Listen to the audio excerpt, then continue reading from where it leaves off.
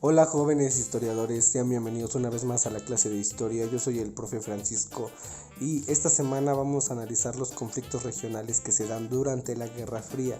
Ok, es muy importante que pongas mucha atención y que por favor si tienes alguna duda o comentario me la hagas saber. Recuerda también enviar las actividades en tiempo y forma. Recuerda que estamos dando una semana específicamente para entregar esas actividades y se mandan las actividades y el formulario, ¿ok? Vamos entonces a empezar con nuestro aprendizaje esperado que nos dice que vas a analizar el concepto de Guerra Fría y reconocerás la presencia de conflictos regionales como parte de ella, ¿ok? Vamos a ver qué conflictos se dan durante la Guerra Fría. Son varios, así que pon mucha atención por favor, algunos están muy interesantes y vamos a comenzar. Bueno, aquí tenemos el primer conflicto que vamos a analizar, que es la Guerra de Corea. Y bueno, básicamente la Guerra de Corea surge al final de la Segunda Guerra Mundial, cuando Corea quedó dividida en dos zonas, ¿ok? Corea del Norte, que estaba apoyada por la Unión Soviética, que ya dijimos que eran alrededor de 15 países y que estaban bajo un régimen comunista, acuérdate. Y Corea del Sur, que estaba apoyado por Estados Unidos y que tenían un régimen capitalista. En junio de 1950, las tropas de Corea del Norte invadieron Corea del Sur con el apoyo de la URSS y de China. El objetivo principal de esta invasión era unificar toda la península bajo el socialismo, pero rápidamente Estados Unidos y la ONU enviaron tropas que hicieron retroceder a Corea del Norte y avanzaron sobre su territorio con el fin de derrotarla y unificar el territorio bajo el control de Estados Unidos, ¿ok? Este conflicto permaneció estancado durante 3 años, jóvenes, y en julio de 1953 se firma un armisticio de Panmunjom que establece un perímetro desmilitarizado, es decir, una zona neutral ubicada entre las dos potencias militares y bueno, se establece alrededor del paralelo 38. Corea ha permanecido dividida en dos países hasta nuestros días. En nuestra actualidad existe Corea del Norte, que como ya se mencionó está bajo el régimen socialista, y existe Corea del Sur, con el capitalismo como sistema dominante. Es decir, el conflicto quedó así, dividido ya entre Corea del Norte y Corea del Sur hasta nuestros días, ¿ok? Ahora bien, la crisis del canal de Suez. Esta crisis se comienza en junio de 1956 cuando es electo el presidente de Egipto, Gamal Abdel Nasser, quien se identificó con el bloque socialista. Este compró armas a Checoslovaquia y reconoció a la República Popular de China.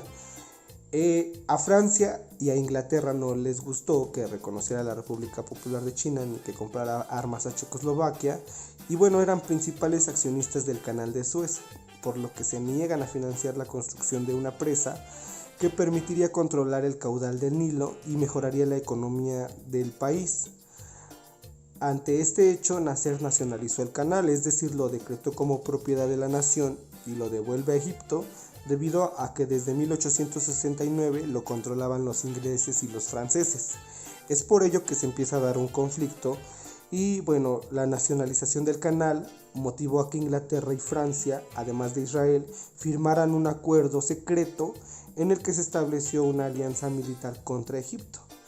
Entonces ya estaban 3 naciones, Inglaterra, Francia e Israel, firmando un acuerdo contra Egipto. Acuérdate muy bien esto, ¿ok?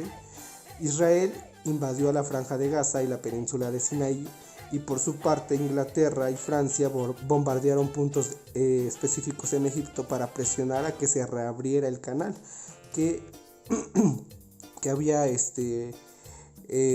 prohibido Nasser, ¿ok? El presidente, acuérdate. La Unión Soviética y Estados Unidos mantuvieron su postura de la no intervención, pero indirectamente Estados Unidos pues apoyaba a Francia y a Inglaterra, además de Israel, y la URSS apoyaba a Egipto. Los soviéticos amenazaron con utilizar armas atómicas si no se retiraba Israel, y los estadounidenses rechazaron la alianza entre soviéticos y egipcios. Esta situación pues generó que la comunidad internacional presionara a la ONU y enviaron tropas para poner fin al conflicto, ¿ok? Entonces ya tuvo que entrar la ONU para por fin terminar con este conflicto. Vamos a hablar entonces ahora también de la crisis de los misiles en Cuba. Fíjate cómo estos conflictos que se han dado, pues se han dado en diversas partes del mundo, ¿no? La guerra de Corea, la crisis del canal de Suez, que se da en el continente africano. Ahorita vamos a hablar sobre la crisis de los misiles que es en Cuba, es decir, en América. Y esta también es muy interesante porque después de 1952, Cuba enfrentaba una crisis provocada por las bajas demandas del azúcar, uno de sus principales productos de exportación. Durante este clima tenso llega al poder Fulgencio Batista, quien con apoyo de Estados Unidos pues impulsó una dictadura a Cuba.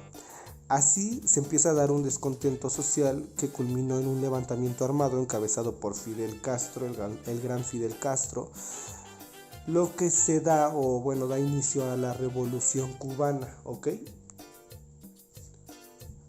Al triunfar la Revolución Cubana en 1959, Fidel Castro emprendió acciones contra los monopolios estadounidenses que dominaban la economía cubana. También Fidel Castro nacionalizó empresas, bancos, haciendas, industrias y estableció una política totalmente antiestadounidense. Es decir, Estados Unidos ya no podía entrar a tomar también decisiones que pasaran en Cuba. Para Estados Unidos, la presencia del comunismo en Cuba, pues tan cerca de su territorio, era bastante preocupante, ya que era una amenaza para el régimen capitalista. Por ello, comienza a utilizar el espionaje y la inteligencia militar, imagínate, como en las películas. Se empiezan a usar espías y inteligencia militar de esos años, de la década de los 50, para derrotar a Fidel Castro y establecer un régimen a su conveniencia. Debido a esta situación, pues Estados Unidos inicia un bloqueo económico y comercial financiero que prohibía las exportaciones e importaciones con las islas de Cuba, además de hacer cualquier negocio o inversiones. Ante este hecho, pues la Unión Soviética apoyó económica y militarmente a los cubanos. Sin embargo, la ayuda económica pues no fue la necesaria para el cambio de establecer en las islas misiles dirigidos hacia distintas ciudades de Estados Unidos. ¿Ok? En octubre de 1962, jóvenes, mediante fotografías aéreas, Estados Unidos descubrió la instalación de las armas y protestó ante la amenaza de la URSS y apuntó los misiles que tenían Europa Occidental hacia los territorios soviéticos. O sea, imagínate, ya se empezaba a dar una guerra después de descubrir el espionaje, después de descubrir que tenían algunos cohetes ahí que apuntaban a otros territorios. Pues Estados Unidos también se pone a la defensiva y entonces amenaza con enviar los cohetes que tenía en el territorio de Europa Occidental hacia el territorio de la Unión Soviética. A este hecho que estamos hablando pues se le conoce como la guerra de los misiles, donde la posibilidad de una guerra de proporciones nucleares pues era bastante inminente. Entra aquí entonces Nikita Khrushchev, líder de la Unión Soviética, y John F. Kennedy, que era el presidente de los Estados Unidos, y empiezan con algunas negociaciones donde ocurrieron amenazas entre una y otra nación, pero no obstante la tensión pues se disminuyó cuando la Unión Soviética accedió a retirar los misiles. Si Estados Unidos hacía lo mismo, es decir, le dijo, a ver, si tú retiras tus misiles, yo retiro los míos, pero si no, ahí los dejo y a ver quién se mata primero, ¿no? Pero pues aceptan Estados Unidos esta propuesta y los misiles son retirados, por lo cual se calma un poco el conflicto. Y la crisis de los misiles pues es uno de los enfrentamientos en que hubo mayor tensión durante toda la Guerra Fría. Porque pues acuérdate que la Guerra Fría no es un conflicto como tal entre armas ni bombas, dura bastantes años sí, pero acuérdate que es más como una guerra ideológica, económica, política, pero no tanto de armas. Entonces estos conflictos pues fueron de bastante tensión durante el periodo de la Guerra Fría y bueno, ocasionaron terror ante una posible guerra nuclear, porque ya se está hablando de algunos misiles, ¿ok? Ahora bien, la guerra de Vietnam. La guerra de Vietnam. También en 1964 pues se firman los acuerdos de Ginebra, acuérdate bien, acuerdos de Ginebra, en los que Francia reconoció la independencia de Vietnam, Laos y Camboya. Vietnam quedó dividida en dos también, en Vietnam del Norte y Vietnam del Sur, y el norte fue apoyado por los comunistas, que eran China y la URSS, y el sur por los estadounidenses, quien buscaron evitar la expansión del comunismo y le proporcionaron ayuda militar y económica. Esta inestabilidad política por las constantes rencillas que tenían algunos golpes militares con Vietnam del Sur llevó a que se formara un grupo de activistas de ideología comunista que pedían la unificación de las dos partes. Y estos también realizaron algunos actos de sabotaje contra instalaciones militares de Estados Unidos. Para agosto de 1964, Estados Unidos anunció que su barco de vigilancia Badox, ubicado cerca de las aguas de Vietnam del Norte, fue atacado por norvietnamistas. Entonces el Congreso norteamericano autorizó al presidente Lyndon B.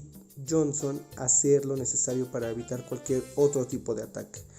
Así se inicia entonces la intervención abierta de Estados Unidos en Vietnam, y en 1967 ya había cerca de 500,000 soldados estadounidenses en la región, y Estados Unidos también usó algunos helicópteros y realizó bombardeos masivos y uso de armas químicas como el napalm, que es una sustancia muy inflamable compuesta por combustible gelatinoso que se utiliza en bombas y en proyectiles incendiarios, ¿ok?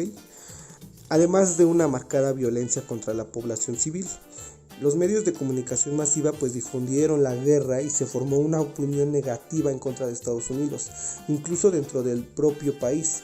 Los jóvenes estaban en contra de la guerra y en protesta se negaron a ser reclutados, y en 1968, ante una creciente oposición por los grandes gastos militares, por el número de muertos y por la incapacidad para frenar las guerrillas vietnamitas, el presidente de los Estados Unidos, Richard Nixon, decidió dar una progresiva solución al conflicto y buscar un acuerdo. Da un mensaje entonces, y en 1973 pues se firma un acuerdo de paz. Para agosto el Congreso norteamericano prohibió cualquier reanudación de la intervención en Vietnam. Ante la retirada de las tropas estadounidenses, el régimen de Vietnam del Sur se derrumbó y las tropas comunistas pues entraron triunfantes en Saigón, capital del sur. La guerra había terminado con la unificación del país que estaba bajo el comunismo, ¿ok?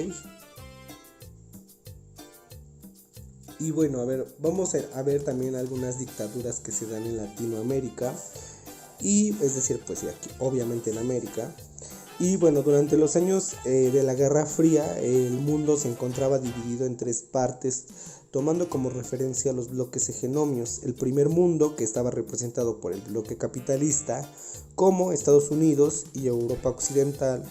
El segundo mundo, que estaba representado por el bloque socialista, formado por la Unión Soviética y sus países aliados. Y el tercer mundo, donde quedaron agrupados los países en vías de desarrollo, es decir, los que se estaban apenas desarrollando. Y dentro de estos países pues se encuentran África, Asia y América Latina. Estos además se inclinaban por pertenecer pues a uno u a otro bloque, es decir, estaban como en posición media. Y en el caso de América Latina, durante la segunda mitad del siglo XX se formaron dictaduras cuyas características son, vamos a ver cuáles fueron las características de estas dictaduras. En primer lugar, pues establecieron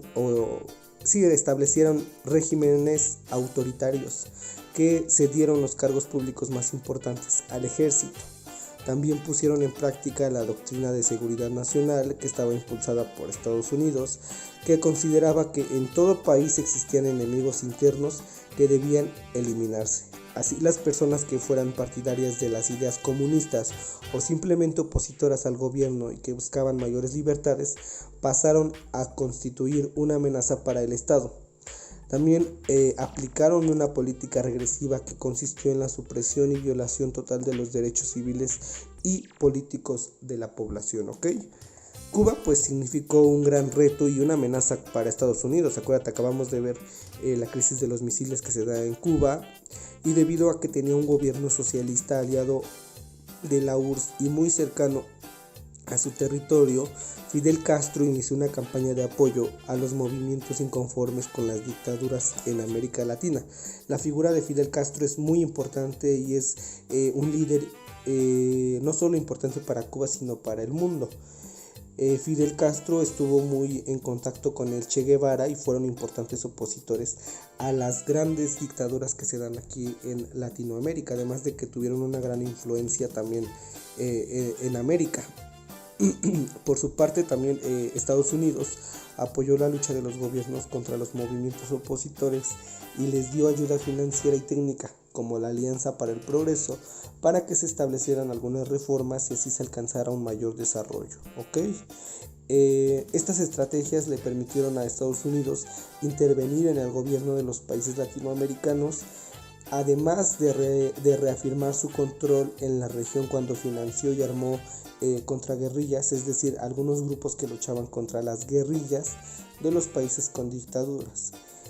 Los grandes movimientos de oposición como las guerrillas junto a la presión de los países democráticos comenzaron a presionar a los gobiernos con dictaduras para instaurar medidas democráticas, y así es que poco a poco se reinstalaron a los parlamentos, los partidos políticos, las elecciones, los derechos y las libertades en los países de América Latina, ¿ok? Es decir, se da una gran lucha para que se comiencen a terminar con las dictaduras que se estaban implantando, que al final de cuentas no le beneficiaban a la sociedad, y pues hasta que se logra terminar con ellas, ¿ok, jóvenes?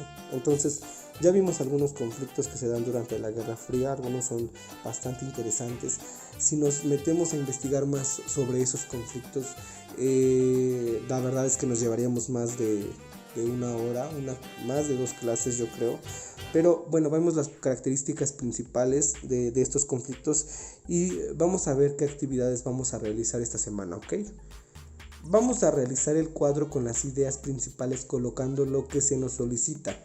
Es este cuadro que dice conflicto regional, qué sucedió, tiempo histórico en el que sucedió, qué personajes se mencionan y cuál es tu opinión al respecto. Es decir, de los conflictos que vimos, ¿ok? Que fue el conflicto que se da entre Corea del Norte y Corea del Sur, el de la crisis de los misiles, el de la crisis del canal de Suez, el de la guerra de Vietnam, el de las dictaduras, de todos esos conflictos que vimos, vas a ir anotándolos y con la información que mencioné, vas a ir completando el cuadro, cuándo se dieron esos conflictos, qué personajes se mencionan y la opinión al respecto. Ahora bien, ¿por qué es importante que tú conozcas estos hechos históricos? ¿Por qué será importante? Si ya pasaron hace más de 50 años, si ya pasaron hace cuánto todavía ni nacíamos, ¿por qué es importante que conozcamos estos conflictos? A ver, dime.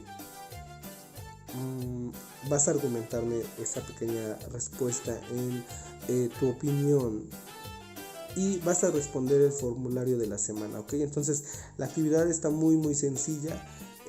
Puedes volver a repetir el video, puedes irlo pausando y bueno, eso sería todo de mi parte. Yo me despido y te veo la siguiente semana, ¿ok? Cuídate mucho, sigue cuidándote del COVID, no salgas de casa y nos vemos la siguiente semana. Bye.